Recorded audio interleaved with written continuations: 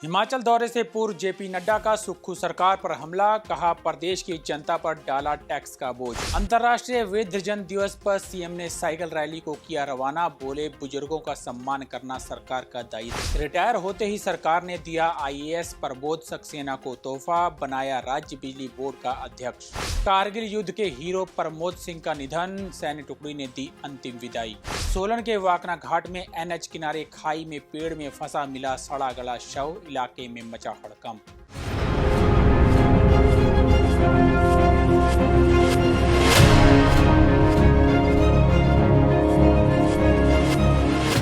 नमस्कार, पंजाब केसरी टीवी देख रहे हैं आप। मैं मदन हाजिर हूं प्रदेश की बड़ी खबरों के साथ। चलिए डालिए नजर हिमाचल पर। पहली खबर का रुख करते हैं। हिमाचल प्रदेश के दौरे से पहले भाजपा के राष्ट्रीय अध्यक्ष जगत प्रकाश नड्डा ने प्रदेश की कांग्रेस सरकार पर निशाना साधा है। नड्डा ने कहा कि एक और देश भर में जीएसटी के बचत उत्सव की धूम है, तो दूसरी ओर हिमाचल प्रदेश की कांग्रेस सरकार जनता पर टैक्स का बोझ बढ़ा रही है। सब जानते हैं कि हिमाचल प्रदेश गंभीर प्राकृतिक आपदा से उभरने की कोशिश कर रहा है। इसी को ध्यान में रखते हुए केंद्र सरकार ने सीमेंट पर जीएसटी में छूट दी, जिससे सीमेंट की प्रति बोरी पर 30 रुपए तक दाम कम हो गए थे। लेकिन इसका लाभ हिमाचल प्रदेश की जनता नहीं ले पाई, क्योंकि प्रदेश की कांग्रेस सरकार ने सीमेंट का दाम कम करने की बजाय सीमेंट के दाम को बढ़ा दिया, जो जनता के हक में नहीं है। उन्होंने कहा कि सुक्खू सरकार एंटी डंपिंग ड्यूटी के नाम पर सीमेंट की 50 किलो की बोरी पर अब 16 रुपए तक का टैक्स वसूल रही है। नड्डा ने कहा कि जब हिमाचल प्रदेश आपदा और आर्थिक तंगी से गुजर रहा है, तब आम जनता को राहत देने की बजाय कांग्रेस सरकार अपनी तिजोरी भरने में लगी है। यह अनैतिक एवं असंवेदनशील है। नड्डा यही नहीं रुके। उन्होंने कहा कि हिमाचल में स्टाम्प ड्यूटी शुल्क पर भी टैक्स बढ़ा दिया गया है। ग्रामीण जलापूर्ति पर भी 100 रुपये का एक शुल्क लगा दिया गया है। साथ ही बिजली के बिल में भी भारी बढ़ोतरी कर दी गई है। नड्डा ने कहा कि यह हिमाचल की जनता के प्रति कांग्रेस सरकार के अमानवीय चेहरे को उजागर करता है। पूरे भारत में श्रद्धा और हर्षोल्लास के साथ मां दुर्गा के अधिष्ठान और दशहरा का पावन पर्व मनाया जा रहा है।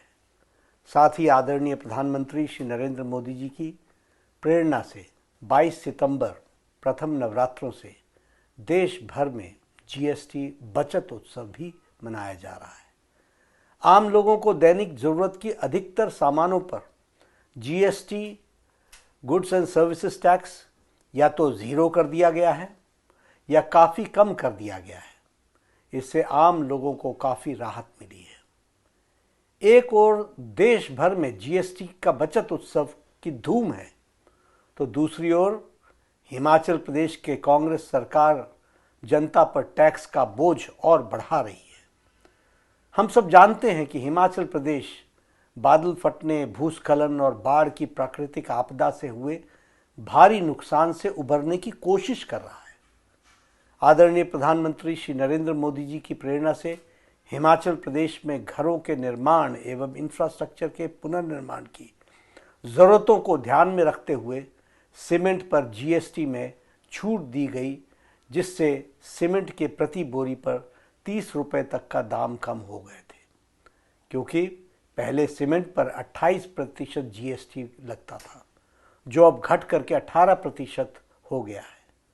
हालांकि इसका लाभ हिमाचल प्रदेश की जनता नहीं ले पाई, क्योंकि कांग्रेस की सरकार, हिमाचल प्रदेश की कांग्रेस सरकार ने सीमेंट का दाम कम करने के बजाय सीमेंट के दाम को बढ़ा दिया है। जो जनता के हक का लाभ था, जिसका लाभ जनता को मिलना चाहिए था, उसे लूटने में हिमाचल सरकार उसी दिन से लग गई है जिस दिन जीएसटी पर छूट दी गई थी। एंटी डंपिंग ड्यूटी के नाम पर सीमेंट की 50 किलो की बोरी पर हिमाचल सरकार अब 16 रुपए तक का टैक्स वसूल कर रही है। जब हिमाचल प्रदेश आपदा और आर्थिक तंगी से गुजर रहा है, तब आम लोगों को राहत देने के बजाय कांग्रेस सरकार अपनी तिजोरी भरने में लगी है। यह अनैतिक एवं असंवेदनशील है। बढ़ते हैं अगली खबर की ओर।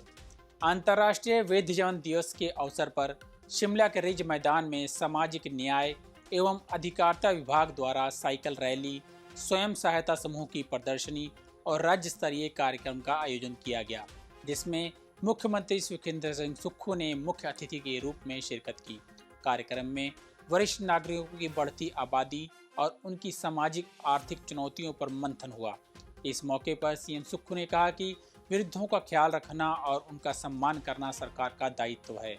सरकार सामाजिक कल्याण के लिए कार्य कर रही है, जिसमें अनाथ बच्चों, एकल नारी और बुजुर्गों के लिए मूलभूत सुविधाओं को सुनिश्चित किया जा रहा है।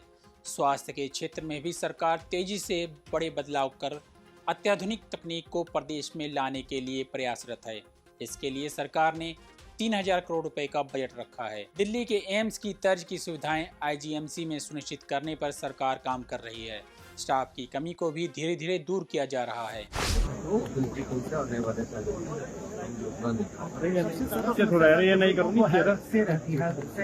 हेल्थ का तो मैंने हाल आपको बता दिया। हमको तो अभी 2.5 साल हुए, हम तो चेंज कर रहे हैं, और जितनी तेजी से मैंने चेंजिंग कर रहे हैं। हेल्थ में रेडियोग्राफर नहीं, हेल्थ में लेबोरेटरी टेक्नीशियन नहीं, हेल्थ में ओटी नहीं है, पैरामेडिकल स्टाफ नहीं है, हेल्थ में स्टाफ नर्सेज नहीं है। आईजीएमसी ही 40% ऑक्यूपेंसी पर चल रहा है। डॉक्टरों पर इतना ज्यादा प्रेशर है, जितने भी डॉक्टर हैं वो एक डॉक्टर बेचारा, मेरा मानना है कि 50 से 100 पेशेंट देख लेता है, उसके बाद रात को उसको ड्यूटी पर भी देना पड़ता है। कितना डॉक्टर पर प्रेशर है। हम डॉक्टरों की नियुक्ति करने जा रहे हैं। डिपार्टमेंट ऑफ इमरजेंसी मेडिसिन, जिसको कैजुअलिटी डिपार्टमेंट कहा जाता है, कैजुअलिटी, इसको संतर करने जा रहे हैं। तो डॉक्टर भी क्या करेगा? डॉक्टर के पास ऐसी टेक्नोलॉजी नहीं है, तो हमने टेक्नोलॉजी पर ज्यादा खर्च करने की बात कही है, और 3000 करोड़ रुपए हम टेक्नोलॉजी पर खर्च कर रहे हैं। आने वाले समय में हिमाचल प्रदेश का हेल्थ सेक्टर दिल्ली के एम्स के बराबर का हेल्थ सेक्टर होगा, ये मैं कहना चाहता हूँ। और ये भी कहना चाहता हूँ कि अभी हमने 200 डॉक्टर बने, और 200 डॉक्टर को जो ग्रामीण क्षेत्र में रहने वाली पोस्टें है उसमें और बढ़ने के लिए मैंने अनुमोदित कर दिया है। पैरामेडिकल का स्टाफ, जहाँ 18 लोगों की रेडियोग्राफर की ट्रेनिंग होती थी, इस बार मैंने 50 सब जगह मेडिकल कॉलेज में कर दी है। और अभी मैं मेडिकल कॉलेज की एक और बैठक करने जा रहा हूँ, उसमें और बदलाव करने की हमारी सरकार की योजना। सर, रोडों में जाति भेदभाव के चलते एक बच्चे ने आत्महत्या की है सर, वो मिलेगा नया। ये हमारे जो अभी कुलदीप कुमार जी थे, विजय डोगरा जी थे, और हमारे जो अभी साथी थे, वो इसी केस के सिलसिले में अभी यहाँ उनको बुलाया है। और एससी कमीशन जो हिमाचल प्रदेश के जो चेयरमैन है कुमार जी, उन्होंने उनको बुलाया। सर, की मांग कर रहे हैं। जो 2.5 लाख से ज्यादा लोन ये तो आप केंद्र सरकारी जवाब दे इसका।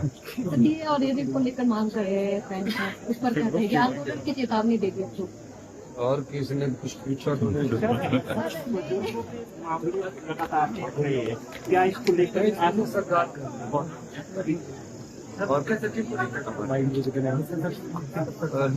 की नियुक्ति जल्दी कर दी जाए, और मुख्य सचिव की नियुक्ति जल्दी करके आपको बता दें। अग्निशमन विभाग में थैंक यू। हिमाचल प्रदेश सरकार ने मुख्य सचिव के पद से रिटायर हुए प्रबोध सक्सेना को रिटायरमेंट के तुरंत बाद हिमाचल प्रदेश बिजली बोर्ड के चेयरमैन की अहम जिम्मेदारी सौंप दी है। बता दें कि 1990 बैच के आईएएस अधिकारी प्रबोध सक्सेना बीते कल ही मुख्य सचिव के पद से सेवानिवृत्त हुए हैं। सरकार ने उन पर अपना भरोसा कायम रखते हुए उन्हें बिजली बोर्ड का चेयरमैन नियुक्त कर दिया है। उन्हें ये नियुक्ति 3 साल के लिए मिली है। यही नहीं, सरकार ने उन्हें मुख्य सचिव के बराबर का रैंक भी दिया है। इससे पहले भी सुक्खू सरकार ने प्रबोध सक्सेना के काम पर भरोसा जताते हुए उन्हें मुख्य सचिव के तौर पर 6 महीने का सेवा विस्तार दिया था।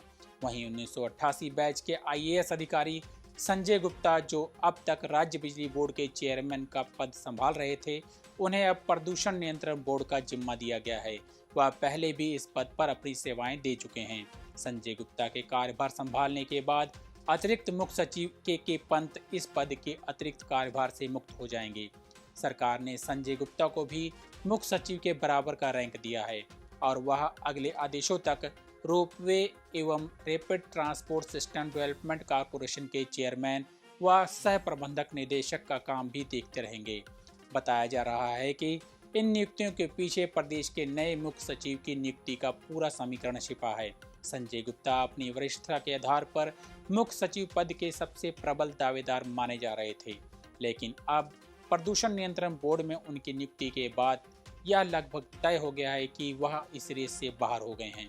अब मुख्य सचिव पद के लिए 1993 बैच के आईएएस अधिकारी और वर्तमान में अतिरिक्त मुख्य सचिव कमलेश कुमार पंत का रास्ता साफ होता दिख रहा है। वरिष्ठता की सूची में वह संजय गुप्ता के ठीक बाद आते हैं और अब उनकी ताजपोशी की संभावनाएं काफी बढ़ गई हैं।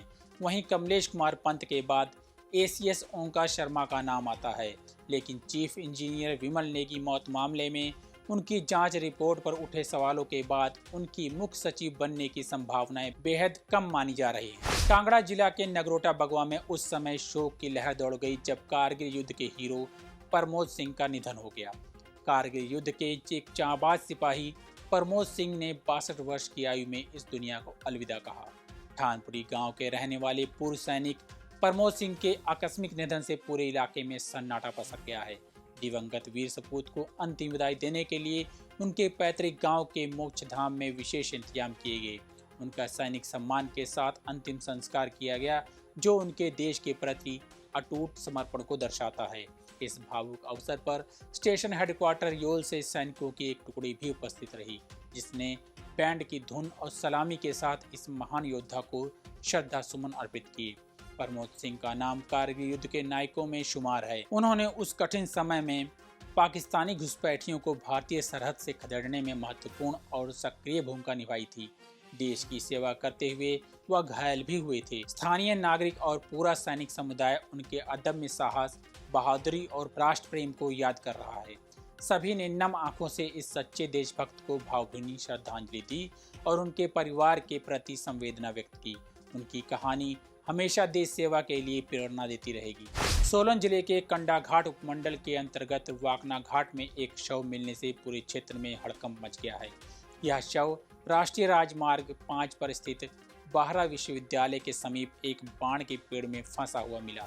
सूचना मिलते ही कंडाघाट पुलिस की टीम मौके पर पहुंची और जांच शुरू की। जानकारी के अनुसार शव वाकना घाट में एक फर्नीचर की दुकान के साथ लगते क्षेत्र में मिला है। शव जिस जगह पर पेड़ में फंसा है वह सड़क से लगभग 60 से 70 फीट नीचे गहरी खाई में है।